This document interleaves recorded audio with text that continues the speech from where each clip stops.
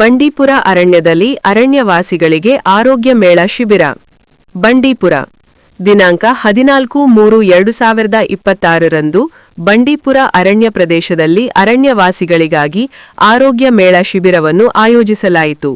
ಈ ಕಾರ್ಯಕ್ರಮಕ್ಕೆ ಮುಖ್ಯ ಅತಿಥಿಯಾಗಿ ಆಗಮಿಸಿದ್ದ ಲಯನ್ಸ್ ರಾಜ್ಯಪಾಲರಾದ ಶ್ರೀ ರಾಜಶೇಖರ್ ಅವರು ಅರಣ್ಯ ಪ್ರದೇಶಗಳಿಗೆ ಭೇಟಿ ನೀಡಿ ಅರಣ್ಯವಾಸಿಗಳ ಆರೋಗ್ಯ ಹಾಗೂ ಸ್ವಚ್ಛತೆ ಕುರಿತು ಜಾಗೃತಿ ಮೂಡಿಸಿದರು.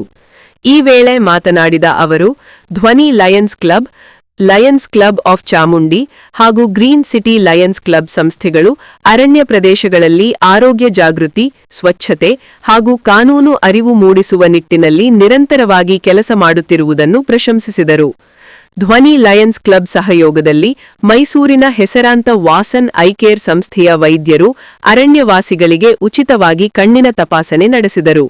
ಜೊತೆಗೆ ದಾವಣಗೆರೆಯ ವೈದ್ಯರ ತಂಡ ಹಾಗೂ ಮದ್ದೂರಿನ ಸಂಜೀವಿನಿ ಆಸ್ಪತ್ರೆಯ ವೈದ್ಯರ ತಂಡ ಆರೋಗ್ಯ ಶಿಬಿರವನ್ನು ಯಶಸ್ವಿಯಾಗಿ ನಡೆಸಿಕೊಟ್ಟರು.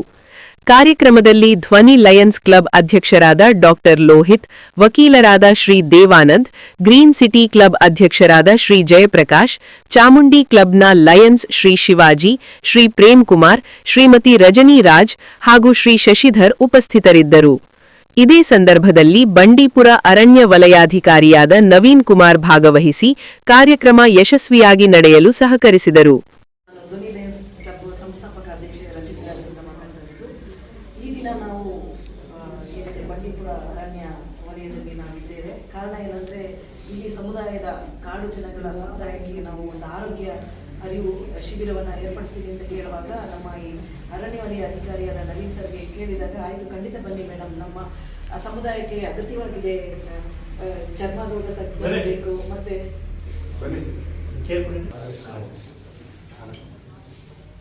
ಈಗಷ್ಟೇ ಆರಂಭ ಆಗಿರುವಂಥ ಮಲ್ಲೇಶ್ ಸರ್ ಬಂದರು, ಅವ್ರಿಗೂ ಕೂಡ ನಾನು ಅಭಿನಂದಿಸ್ತೀನಿ.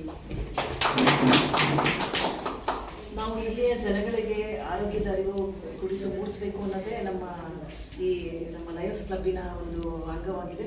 ನಾವು ಹಿಂದೆ ನಮ್ಮ ಲಯನ್ ಗವರ್ನರ್ ಹೇಳುವ ಹಾಗೆ ನಾವು ಹಲವಾರು ಕಾರ್ಯಕ್ರಮವನ್ನು ನಾವು ಫಾರೆಸ್ಟಲ್ಲಿ ಹಮ್ಮಿಕೊಂಡಿದ್ದೀವಿ. ಲಯನ್ಸ್ ಕ್ಲಬ್ಬು ತುಂಬ ಅಗಾಧವಾಗಿ ಬೆಳೆದಿರುವಂಥ ಇಡೀ ವಿಶ್ವದಲ್ಲೇ ಇರುವಂಥ ಸಂಸ್ಥೆಯಲ್ಲಿ ಒಂದು ಅಂಗವಾಗಿದೆ. ಇದ್ರ ಉದ್ದೇಶ ಗುರಿಗಳೇ ಬ್ಲಡ್ ಕ್ಯಾಂಪ್ ಕೈದಿಗಳನ್ನು ಮನವೊಲಿಸಿ ಜೊತೆಗೆ ಅವರಿಗೆ ಹಣ ಪಾವತಿ ಮಾಡಿ ಅವರ ಬಿಡುಗಡೆಗೆ ನೆರವಾಗ್ತಾ ಇದ್ದಾರೆ. ಮತ್ತು ಅವ್ರ ಜೊತೆ ನಮ್ಮ ಮೈಸೂರು ಗ್ರೀನ್ ಸಿಟಿ ಜಯಕುಮಾರ್ ಅವರು, ಮೈಸೂರು ಚಾಮುಂಡಿ ಸಂಸ್ಥೆಯ ಶಿವಾಜಿರವರು ಮತ್ತು ಎಲ್ಲ ಲಯನ್ಸ್ಗಳು ಕೂಡ ನಾವು ನಿಮ್ಮ ಜೊತೆ ಇರ್ತೀವಿ ಅಂತೇಳಿ ಅವ್ರಿಗೆ ಯಾವ ರೀತಿ ಸಹಕಾರಗಳನ್ನು ನೀಡ್ತಾ ಬಂದಿದ್ದೀವಿ.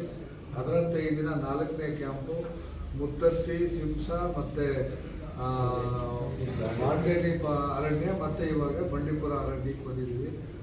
ಇಲ್ಲಿರ್ತಕ್ಕಂಥ ಆಡಿಲಿರ್ತಕ್ಕಂಥವ್ರಿಗೆ ಮತ್ತು ಅವರು ಆರೋಗ್ಯ ತಪಾಸಣೆಗೆ ಮೈಸೂರು ಮತ್ತು ಗುಂಡ್ಲುಪೇಟೆಗೆ ಬರಬೇಕಾಗ್ತದೆ. ಸೊ ಅಂಥ ಒಂದು ಅವ್ರಿಗಾಗಲ್ಲ ಅಂಥವ್ರ ವ್ಯಕ್ತಿಗಳಿಗೆ ನಮ್ಮ ಚಿತ್ರದುರ್ಗದಿಂದ ಬಂದಿದ್ದಾರೆ ಡಾಕ್ಟ್ರುಗಳು. ಭಾಳ ಖುಷಿಯಾಗುತ್ತೆ.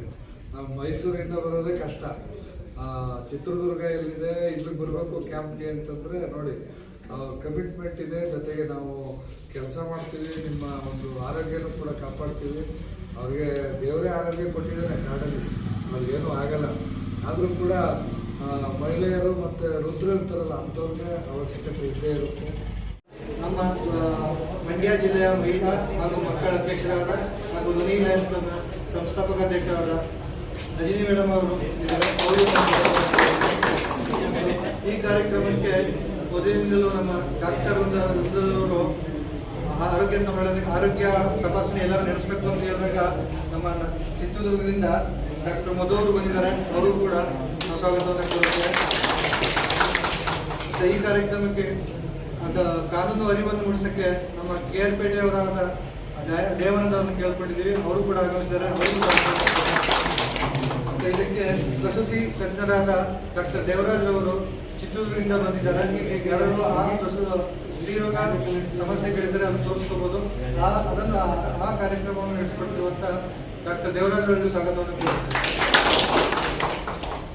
ಮತ್ತು ನಮ್ಮ ಕಾರ್ಯಕ್ರಮಕ್ಕೆ ಮದ್ದೂರಿನ ಸಂಜೀವಿನಿ ಹಾಸ್ಪಿಟಲ್ ನಿರ್ದೇಶಕರು ಹಾಗೂ ಗ್ಯಾಸ್ಟ್ರೋ ಸರ್ಜನ್ ಆದ ಡಾಕ್ಟರ್ ಪ್ರಸನ್ನ ಅವರು ಆಗಮಿಸಿದ್ದಾರೆ. ಅವರಿಗೂ ಸ್ವಾಗತವನ್ನು ಕೋರುತ್ತೇವೆ.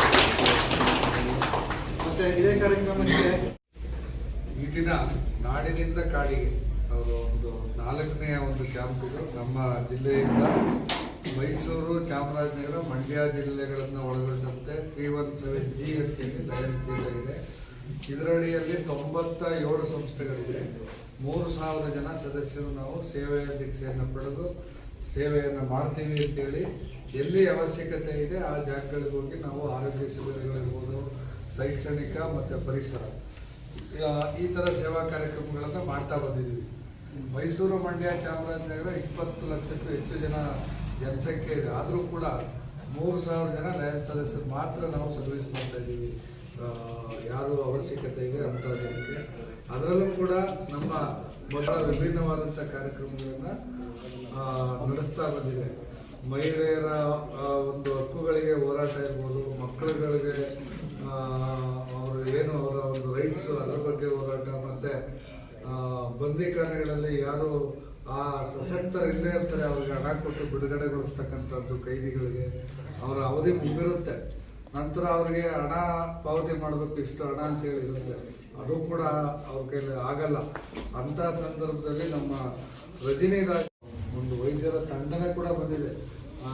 ಸಿಟಿನಲ್ಲಿ ಮಾಡಿದಾಗಲೂ ಕೂಡ ಇಷ್ಟು ಒಂದು ತಂಡ ಬರೋದು ಕಷ್ಟ. ಎಲ್ಲ ಸ್ಪೆಷಾಲಿಟಿ ಇದ್ದಾರೆ, ಗೈನಕಾಲಜಿ, ಅನಸ್ತೇಸಿಯಾ, ಆರ್ಥೋಪೆಡಿಕ್ಕು, ಗ್ಯಾಸ್ಟ್ರೋ, ಸೈಕ್ಯಾಟ್ರಿಸ್ಟು ಎಲ್ಲರೂ ಇದ್ದಾರೆ. ಈ ಎಲ್ಲರ ಒಂದು ಉಪಯೋಗವನ್ನು ACF ನವೀನ್ ಕುಮಾರ್ ಅವರು ಎಲ್ಲರನ್ನು ಇಲ್ಲಿಗೆ ಕರೆಸಿ ಅವರಿಗೆ ಚಿಕಿತ್ಸೆ ನೀಡುವ ಮುಖಾಂತರ ಅವ್ರಿಗೆ ನೆರವಾಗಬೇಕು ಅಂತ ನವೀನ್ ಅವರಲ್ಲಿ ಮನವಿ ಮಾಡ್ತಾ, ಮತ್ತು ಇನ್ನು ಮುಂದೆನೂ ಕೂಡ ಯಾವುದೇ ರೀತಿಯಾದಂಥ ಒಂದು ಆರೋಗ್ಯ ಅಲ್ಲದೇ ಇದ್ರೂ ಕೂಡ ಅವ್ರಿಗೆ ಬೇಕಾದಂಥ ಒಂದು ಲಾಸ್ಟ್ ಇಯರ್ ನಾವು ಬೃಹತ್ ಡ್ರಮ್ಗಳನ್ನು ಕೊಟ್ಟಿದ್ದು, ನೀರನ್ನು ಶೇಖರಣೆ ಮಾಡಲಿಕ್ಕೆ 500 ಡ್ರಮ್ಗಳನ್ನು ಕೊಟ್ಟಿದ್ದು. ಅದೇ ರೀತಿ ಮತ್ತು ಅವರೆಲ್ಲ ಒತ್ತಡಲಿಕ್ಕೆ ಬ್ಲ್ಯಾಂಕೆಟ್ಗಳನ್ನು ಕೊಟ್ಟಿದ್ದು ಹಾಡಿಗಳಿಗೆ. ಪ್ರತಿ ವರ್ಷ ಕೂಡ ಈ ಥರದ ಕೆಲಸ ಮಾಡ್ತಾ ಇದ್ವಿ. ಪರಿಸರಕ್ಕೆ ಸಂಬಂಧಪಟ್ಟಂಗೂ ಕೂಡ ನಾವು ಸೀಡ್ ಬಾಲ್ ಅದನ್ನು ಮಾಡಬೇಕು ಅಂತ ಅಂದ್ಕೊಂಡಿದ್ದೀವಿ. ಜೂನ್ ಮತ್ತು ಜುಲೈ ಆರೋಗ್ಯ ಕಾರ್ಯಕ್ರಮ ಮೈಸೂರಿನ ಚಾಮುಂಡಿ ಕ್ಲಬ್, ಮೈಸೂರಿನ green city club, lions club and ಮದ್ದೂರಿನ ಧ್ವನಿ ಲಯನ್ಸ್ ಕ್ಲಬ್ ಇಂದ ಬಂದಿರ್ತೇವೆ. ಈಗ ಇಲ್ಲಿ ನಡೆದಿರುವ ಎಲ್ಲರಿಗೂ ನಾವು ಸ್ವಾಗತ ಭಾಷಣವನ್ನು ಕೊಡ್ತೇನೆ. ಮೊದಲನೇದಾಗಿ ನಮಗೆ ಈ ಕಾರ್ಯಕ್ರಮವನ್ನು ಆಯೋಜಿಸಿರುವ ಇಲ್ಲಿನ ACF ಆದ ಮಿಸ್ಟರ್ ನವೀನ್ ಅವರಿಗೆ ಸ್ವಾಗತವನ್ನು ಕೊಡುತ್ತೇನೆ. ನಮ್ಮ ಮತ್ತು ಇದಕ್ಕೆ ನಮ್ಮ ಲಯನ್ಸ್ ಕ್ಲಬ್ನ ಗವರ್ನರ್ ಆದ ರಾಜಶೇಖರ್ ಸರ್ ಅವರನ್ನು ಬಂದು ಈ ಕಾರ್ಯಕ್ರಮವನ್ನು ನೆರವೇರಿಸ್ಕೊಡ್ಬೇಕು ಅಂತ ಕೇಳ್ಕೊಂಡ್ವಿ. ಅದಕ್ಕೂ ಅವರು ಅವರ ಬಿಸಿ ಶೆಡ್ಯೂಲ್ನಲ್ಲೂ ಹೋಗ್ಬಿಟ್ಟು ಇಲ್ಲಿ ನಮ್ಗೆ ಬಂದು ಅವರು ಇದನ್ನು ನಡೆಸ್ಕೊಡ್ತಿದ್ದಾರೆ. ಹಾಗಾಗಿ ರಾಜಶೇಖರ್ ಸರ್ಗೂ ನಮ್ಮ ಸ್ವಾಗತ. ಈ ಅವರು ಚಿತ್ರದುರ್ಗದಿಂದ ಬಂದಿದ್ದಾರೆ, ಅವರು ಕೂಡ ಸ್ವಾಗತ. ಈ ಕಾರ್ಯಕ್ರಮ ಮೂಳೆ ತಜ್ಞರಾದ ಡಾಕ್ಟರ್ ಪ್ರವೀಣ್ ಕುಮಾರ್ ಅವರು ಚಿತ್ರದುರ್ಗದಿಂದ ಬಂದಿದ್ದಾರೆ, ಅವರು ಕೂಡ ಸ್ವಾಗತ ಕೋರೋಣ. ಮತ್ತು ಈ ಕಾರ್ಯಕ್ರಮಕ್ಕೆ ಆಗಮಿಸಿರುವ ಸಂಜೀವಿನಿ ನಿರ್ದೇಶಕರಾದ ಮಿಸ್ಟರ್ ಮನೋಜ್ ಕುಮಾರ್ ಅವರು ಇದ್ದಾರೆ, ಅವರು ಕೂಡ ಸ್ವಾಗತವನ್ನು ಕೋರೋಣ. ಈ ಕಾರ್ಯಕ್ರಮಕ್ಕೆ ಆಗಮಿಸಿರುವ ಅರವಳಿಕೆ ತಜ್ಞರಾದ ಡಾಕ್ಟರ್ ಮಧು ಅವರು ಉಪಸ್ಥಿತರಿದ್ದಾರೆ, ಅವರು ಕೂಡ ಸ್ವಾಗತವನ್ನು ಕೋರೋಣ. ಈ ಕಾರ್ಯಕ್ರಮಕ್ಕೆ ಮಾನಸಿಕ ಡಾಕ್ಟರ್ ಹರಿಣಿ KC ಅವರು ಬಂದಿದ್ದಾರೆ, ಅವರು ಕೂಡ ಸ್ವಾಗತವನ್ನು ಕೋರೋಣ. ಮತ್ತು ಈ ಕಾರ್ಯಕ್ರಮಕ್ಕೆ ನಾವು ಇವಾಗ ಆಗಲ್ಲ.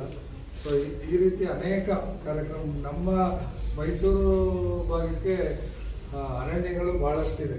ಮುತ್ತತ್ತಿ ಮತ್ತು ಬಂಡೀಪುರ, ನಾಗರಹೊಳೆ ಎಲ್ಲವೂ ಕೂಡ, ಹುಣಸೂರು ಫಾರೆಸ್ಟ್ ಎಲ್ಲವೂ ಕೂಡ ನಮ್ಮ ಜಿಲ್ಲೆಗೆ ಬರೋದ್ರಿಂದ ನಿಮ್ಮ ಜೊತೆ ನಾವು ಇರ್ತೀವಿ. ಅದರ ಸದುಪಯೋಗ ಆಸಕ್ತರು ಮತ್ತು ಸಶಕ್ತರೇ ಆಗಿದ್ದಾರೆ ಅವರಿಗೆ, ಸಶಕ್ತರು ಅಲ್ಲದೆ ಇರೋರಿಗೆ ದೊರೆಯಲಿ ಅಂತೇಳಿ ನಿಮ್ಮೆಲ್ಲ ಸಹಕಾರದಿಂದ ನಾವು ಮುಂದೆ ಇನ್ನೂ ಹೆಚ್ಚು ಸೇವಾ ಕಾರ್ಯಕ್ರಮಗಳನ್ನು ಮಾಡ್ತೀವಿ ಅಂತ ಹೇಳ್ತಾ ನಾನು ನಡೆದಿರುವ ಚಾಮುಂಡಿ ಕ್ಲಬ್ನ ಅಧ್ಯಕ್ಷರಾದ ಶಿವಾಜಿರವರು ಉಪಸ್ಥಿತರಿದ್ದಾರೆ, ಅವರಿಗೂ ಕೂಡ ಸ್ವಾಗತವನ್ನು ಕೋರುತ್ತೇವೆ. ಹಾಗೂ ಇಲ್ಲಿ ನಡೆದಿರುವ ಎಲ್ಲ ಲಯನ್ಸ್ ಬಂಧುಗಳಿಗೆ ಹಾಗೂ ಎಲ್ಲ ಕ್ಲಬ್, ಧ್ವನಿ ಲಯನ್ಸ್ ಕ್ಲಬ್ ಲಯನ್ಸ್ ಬಂಧುಗಳು, ಚಾಮುಂಡಿ ಕ್ಲಬ್ ಲಯನ್ಸ್ ಬಂಧುಗಳು ಹಾಗೂ ಗ್ರೀನ್ ಸಿಟಿ ಲಯನ್ಸ್ ಕ್ಲಬ್ನ ಲಯನ್ಸ್ ಬಂಧುಗಳಿಗೆ ಮಾಡಬೇಕಾದ್ರು ವಾಸನಾಯ್ಕೆಯವರು ನಮಗೆ ಸಪೋರ್ಟ್ ಮಾಡ್ತಿದ್ದಾರೆ. ಇವತ್ತು ಅವರು ಕೂಡ ಉಪಸ್ಥಿತರಿದ್ದಾರೆ, ಅವರು ಕೂಡ ಸ್ವಾಗತವನ್ನು. ಮತ್ತೆ ಇಲ್ಲಿ ನಡೆದಿರುವ ಎಲ್ಲ ಸಿಬ್ಬಂದಿ ವರ್ಗದವರಿಗೂ ಹಾಗೂ ಇಲ್ಲಿ ನಡೆದಿರುವ ಎಲ್ಲ ಅರಣ್ಯ ವಾಸಿಗಳಿಗೂ ಸ್ವಾಗತವನ್ನು ಕೋರುತ್ತಾ ಸ್ವಾಗತ ಭಾಷಣ. ಬಹಳಷ್ಟು ಪ್ರಕರಣ ನಾವು ನೋಡಿದ್ದೀವಿ, ಕೇಳಿದ್ದೀವಿ. ಅದು ವಿಷಪೂರಿತ ಹಾಲಾಗಿ ಆ ವಿಷಪೂರಿತ ಆ ದೇಹಕ್ಕೆ ಎಲ್ಲ ಅದು ಹರಡಿದಾಗ ಏನಾಗುತ್ತೆ ಅಂದ್ರೆ ಆ ಮಗುಗೆ ನಂಜಾಗಿ ಸಾವುಗಳಾಗಿರೋಂಥ ಸಂಖ್ಯೆ ಬಹಳ ಇರುತ್ತೆ. ಆದ್ರಿಂದ ಹುಟ್ಟಿದ ದಿನದಿಂದ 6 ತಿಂಗಳ ತನಕ ಎದೆ ಹಾಲು ಬಿಟ್ಟು ಅಥವಾ ನಾವು ಕೊಡುವ ಔಷಧಿ ಬಿಟ್ಟು ಅಥವಾ ಪೋಲಿಯೋ ಡ್ರಾಪ್ಸ್ ಬಿಟ್ಟು ಬೇರೆ ಯಾವುದೇ ರೀತಿಯ ಆಹಾರವನ್ನ ಆ ಮಗುಗೆ ನೀಡಬಾರದು. ಇದು ಒಂದು. 6 ತಿಂಗಳಾದ್ಮೇಲೆ ನೀವು ಎದೆ ಹಾಲು ಸಾಕಾಗೋದಿಲ್ಲ, ಅವಾಗ ಏನ್ ಮಾಡ್ತೀರಾ, ನೀವು ಮೇಕೆ ಹಾಲು, ಹಸುವಿನ ಹಾಲು ಅಥವಾ ಬೇರೆ ಬೇರೆ ಹಾಲನ್ನ ನೀವು ಕೊಡೋದಕ್ಕೆ ಪ್ರಾರಂಭ ಮಾಡ್ತೀರಾ. ಅದನ್ನ ಮಾಡಕ್ ಹೋಗ್ಬೇಡಿ. ನಿಮ್ಮ ಮನೆಯಲ್ಲಿ ತಯಾರಿಸಿದಂತ ರಾಗಿ ಇದ್ರೆ ಅಥವಾ ಅನ್ನ ಇದ್ರೆ ಅದನ್ನ ನೀವು ತಯಾರಿಸಿ ತಾಯಿ ಅದೇ ಹಾಲಿನ ಜೊತೆ ಆ ಆಹಾರವನ್ನ ನೀಡಬೇಕು ಬಿಟ್ರೆ ನೀವು ಬದಲಿಯಾಗಿ ಹಸುವಿನ ಹಾಲಾಗಿ ಮೇಕೆ ಹಾಲಾಗಿ ಕೊಡಕ್ ಹೋಗ್ಬೇಡಿ. ಅದರಿಂದ ಮಗುವಿಗೆ ರಕ್ತಹೀನತೆ ಆಗುವಂತ ಚಾನ್ಸಸ್ ಬಹಳಷ್ಟು ಇರುತ್ತೆ. ಮತ್ತೆ 6 ತಿಂಗಳಾದ್ಮೇಲೆ ಸಹಜವಾಗಿ ನೀವು ಮಗುವಿಗೆ ಆಹಾರ ನೀಡೋದಕ್ಕೆ ಪ್ರಾರಂಭ ಮಾಡೋದ್ರಿಂದ ನಾವು ನಮ್ಮ ಕೈಗಳನ್ನ ಸ್ವಚ್ಛವಾಗಿ ಇಟ್ಕೊಳ್ಳದೆ ಇದ್ರೆ, ನಾವು ಆಹಾರವನ್ನು ಸ್ವಚ್ಛವಾಗಿ ತಯಾರಿಸ್ತಾ ಇದ್ರೆ ಆ ಮಗುವಿಗೆ ಸೊ ಇಲ್ಲಿ ನೀವೆಲ್ಲ ಕಾಡಲ್ಲಿರೋದ್ರಿಂದ ಸೊ ನಿಮ್ ಮಕ್ಕಳು ಆಗ್ತಾ ಇದೆ ಅಥವಾ ನಾವು ನೀರು ಕುಡಿಸೋದ್ರಿಂದ ಆ ನೀರು ಕುಡಿದ ತಕ್ಷಣ ಮೊದಲ ಸಲ ಏನ್ ಮಾಡ್ತೀವಿ ಅಂದ್ರೆ ಆ ಮಗುವಿಗೆ ನಾವು ನೀರನ್ನು ಕೊಡೋದಿಲ್ಲ. ಅವಾಗ ನಾವೇನ್ ಮಾಡ್ಬೇಕು, ಬೇದಿ ಆಗ್ತಾ ಇದೆ ಅಂತಂದ್ರೆ ನೀವು ನೀರನ್ನ ಕೊಡೋದ್ರೆ ನಿಲ್ಲಿಸಬಾರ್ದು. ಸಂಭವ ಕಡಿಮೆ ಇರೋದ್ರಿಂದ ನೀವೇನ್ ಮಾಡ್ಬೇಕು, ನಿಮ್ಮ ಮನೆಯಲ್ಲಿ ಲಯನ್ಸ್ ಕ್ಲಬ್ ಸದಸ್ಯರೇ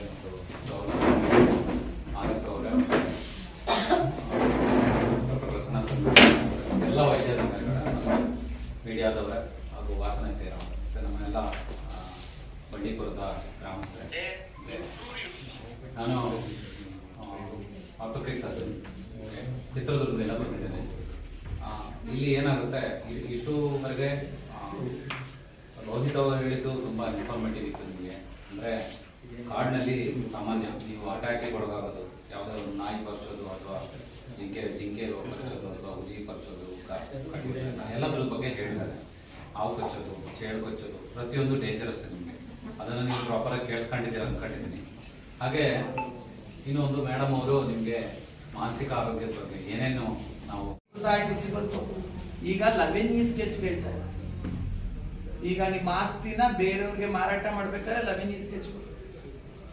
ನೀವು ಕರೆಕ್ಟ್ ಆಗಿ ಪ್ರತಿ ವರ್ಷ ನನ್ನ RTCನ ನಾನು ತೆಗೆದು ನೋಡಿದಾಗ ನನ್ನ ಹೆಸರಿದೆಯಾ, ನಾನು ವ್ಯವಸಾಯದಲ್ಲಿ ಇದ್ದೀನಾ, ನನ್ನ ತಂದೆ ಹೆಸರು ಕರೆಕ್ಟ್ ಆಗಿದೆಯಾ, ಯಾವ ವರ್ಷದಲ್ಲಿ MR ಕಾಪಿ ಆಯ್ತು ಅದನ್ನ ನಿಮಗೆ ಗೊತ್ತಿಲ್ಲ ಅಂದ್ರೆ ಯಾರ ಹತ್ರನಾರ ತೋರಿಸಿ ಆಸ್ತಿಗಳನ್ನ ಚೆಕ್ ಮಾಡ್ತೀವಿ. ಯಾಕೆ ಅಂತ ಹೇಳಿದ್ರೆ ಒಂದು ಸಾರಿ ಆ RTCಯಲ್ಲಿ ನಿಮ್ಮ ಹೆಸರು ತಪ್ಪೋದ್ರೆ ಮತ್ತೆ ಅದನ್ನ ನೀವು ಅಪೀಲ್ ಹೋಗಿ ಹಾಕ್ಸ್ಕೊಂಡ್ಬರೋದು ಕಷ್ಟ ಆಗುತ್ತೆ.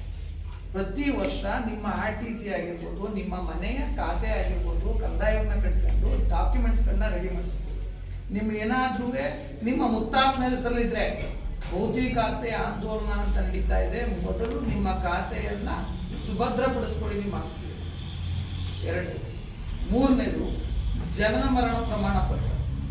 ನಿಮ್ಗೆ ಯಾರಾದ್ರೂ ಸತ್ತಂತ ಸಂದರ್ಭದಲ್ಲಿ ಅಧ್ಯಕ್ಷರು ಹಾಗೂ ಎಲ್ಲ ವೈದ್ಯಾಧಿಕಾರಿಗಳೇ, ಲಯನ್ಸ್ ಕ್ಲಬ್ ಸದಸ್ಯರೇ ಹಾಗೂ ಎಲ್ಲ ಈ ಹಾಡಿನ ವರ್ಕರ್ಸ್, ಒಂದು ಕಾರ್ಯಕ್ರಮನ ಹಮ್ಮಿಕೋಬೇಕು ಅಂದ್ರೆ ಬಹಳ ಕಷ್ಟ.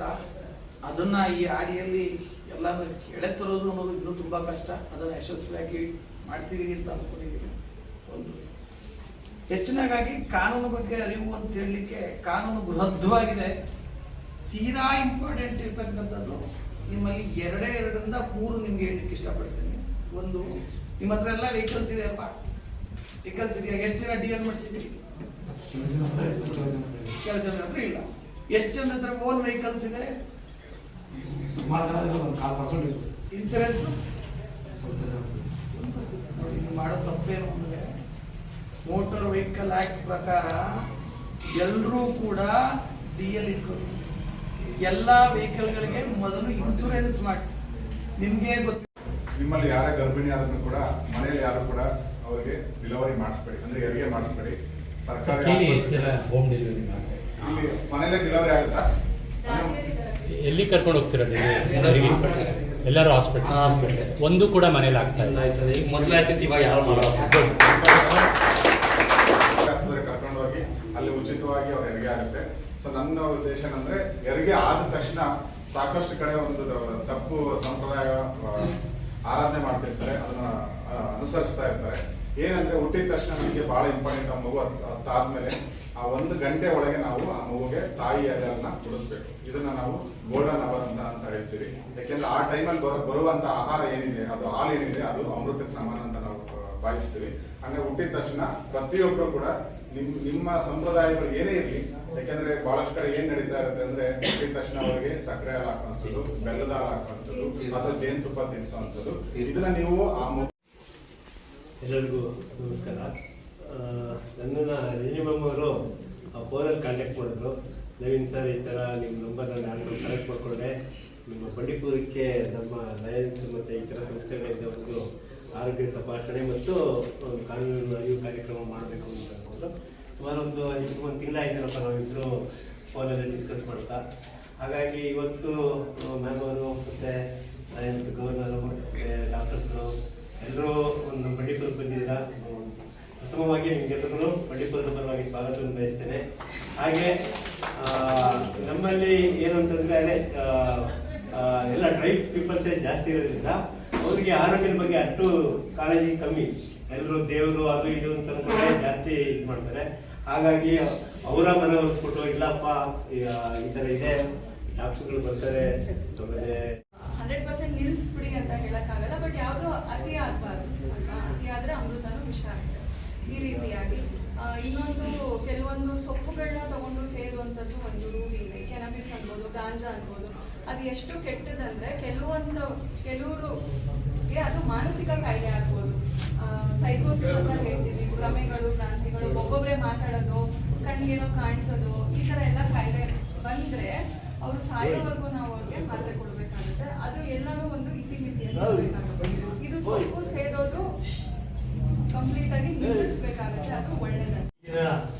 ಈ ಒಂದು ಕಾರ್ಯಕ್ರಮಕ್ಕೆ ಮುಖ್ಯ ಕಾರಣ ನಮ್ಮ ಜಿಲ್ಲಾ ಗವರ್ನರ್ ಆದ ಕೆ ರಾಜಶೇಖರ್ ಸರ್ ಈ ಕಾರ್ಯಕ್ರಮ ಒಪ್ಪಿಕೊಂಡಿದ್ದಾರೆ.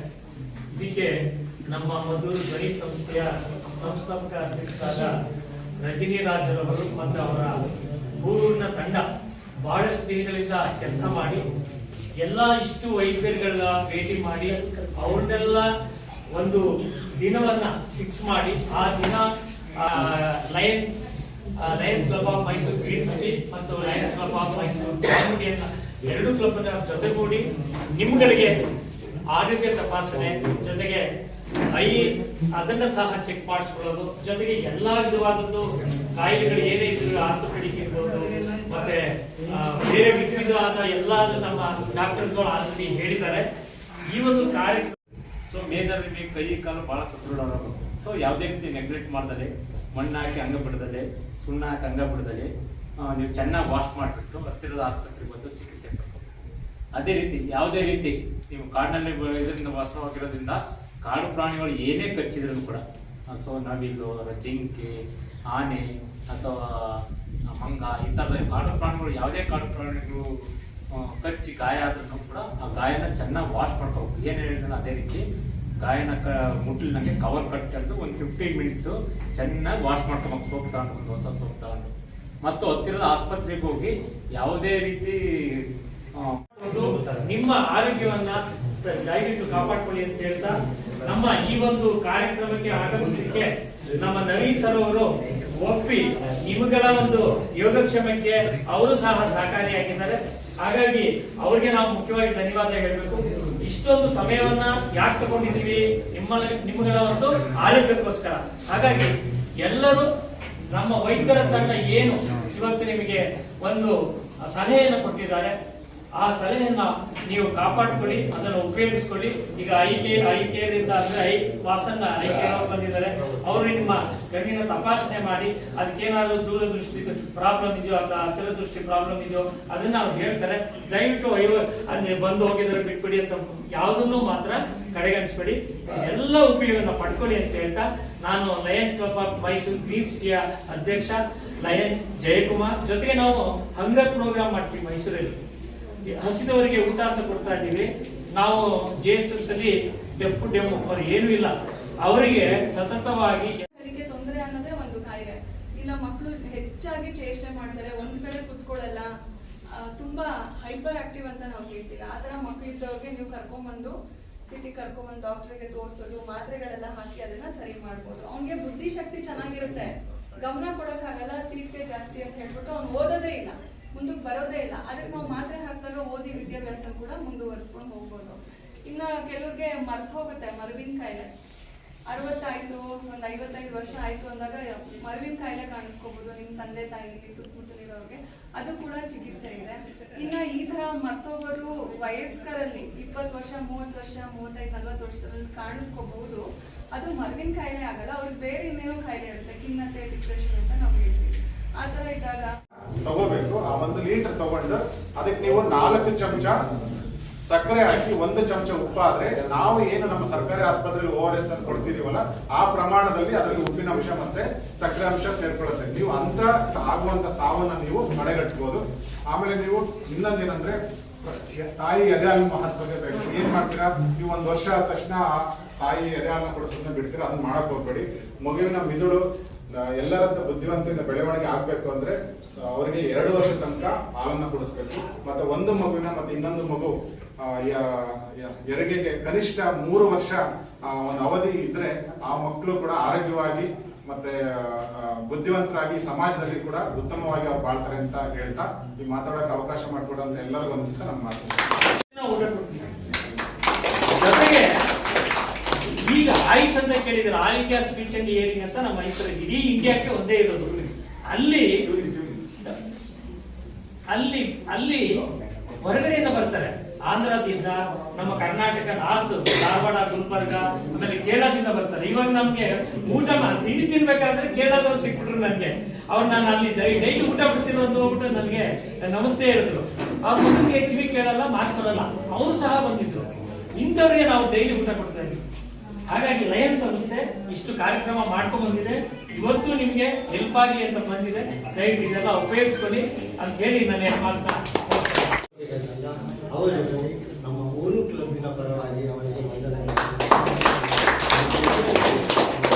ವಕೀಲರು ನಮ್ಮೊಂದಿಗೆ ನಿರಂತರವಾಗಿ ಭೇಟಿಯಾಗಿದ್ದಾರೆ. ಸೊ ಮೇಡಮ್ ಜೊತೆ ಅಂತೂ ಈ ಸಂದರ್ಭದಲ್ಲಿ ಇಲ್ಲಿ ಅಗ್ಲಿ ಜನಗಳಿಗೆ ಅವರು ಇಲ್ಲಿ ನಡೆಯುವಂಥ ಎಲ್ಲ ಭಾಷಣಗಳನ್ನು ವಿಸ್ತರಿಸ್ಕೊಳ್ಳುವಂಥ ಎಲ್ಲ ವೈದ್ಯಕೀಯ ಅರಿವು ಮೂಡಿದ್ದಾರೆ. ಸೊ ಅದನ್ನ ತಪಾಸಣೆ ತಗೊಂಡಿದ್ದು ಅವರಿಗೂ ಸಹ ನಮ್ಮ ಕ್ಲಬ್ಬಿನ ಮತ್ತೆ ಯಾವ ಥರ ಟ್ರೀಟ್ಮೆಂಟ್ ಬೇಕು ಅಂತ ಹೇಳಿ ಅವ್ರನ್ನ ಪ್ರಿಪೇರ್ ಮಾಡಿ ಒಂದು ಭಾಳ ಕಷ್ಟ ಸರ್ ಇದನ್ನ ತೋರಿಸೋದು. ಡಾಕ್ಟರ್ಸ್ ಅಂತಂದ್ರೆ ಓಡ್ತಾರೆ ಫಸ್ಟ್ ಆಫ್ ಆಲ್ ಅಂತಂದ್ರೆ ಎಲ್ಲ ಶಿಫರ್ ಮಾಡಿ ಇನ್ನೂ ಬರೋರಿದ್ದಾರೆ. ಅಲ್ಲದೆ ನಮ್ಮದು ಟೈಗರ್ ರಿಸರ್ಚ್ ಕಡೆ ನಡೀತಾರೆ. ಹಾಗಾಗಿ ಸ್ವಲ್ಪ ಇವತ್ತು ಲೇಟ್ ಆಯಿತು, ಯಾಕಂದ್ರೆ 6 ಗಂಟೆಗೆ ಹೋದವರು 10 11 ಗಂಟೆಗೆ ಗಾಡಿನ ವಾಪಸ್ ಬರೋದು. ತುಂಬ ಜನ ಬರ್ತಾರೆ. ಹಾಗಾಗಿ ನಿಮ್ಮ ಇದೊಂದು ಸೇವೆನ ನಾನು ತುಂಬ ಹೃದಯದಿಂದ ಸ್ವಾಗತಿಸ್ತೀನಿ.